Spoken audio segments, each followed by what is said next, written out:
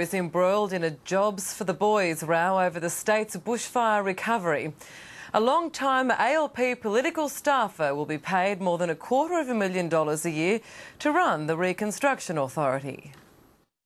Pictured here on a trip to China with former Premier Steve Bracks, Ben Hubbard is the man chosen to oversee the rebuilding of towns devastated by the Black Saturday fires. Rather than getting somebody with logistics experience, what we get is a Labor mate who's there because he's a spin doctor. The chief executive's position attracts a salary of more than $250,000. As well as being a one-time Brumby government advisor, Mr Hubbard also worked more recently as Chief of Staff to Deputy Prime Minister Julia Gillard. And the Premier says his experience at federal and state levels will be crucial in the reconstruction effort. Many of the projects are jointly funded between the Commonwealth and the state, and so to have someone who understands the operation of the federal government as well as the state government, I think is an appropriate appointment. The survivors of the bushfire deserve far, far better. It's a case of the Labor Party appointing their Labor mates to this very, very important position.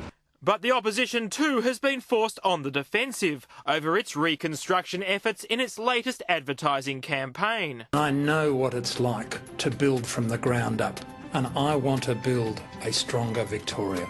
The Liberal leader accused of being weak on substance. Labor says the classroom featured in the ad is actually in the United States. And that is clearly not a Victorian school.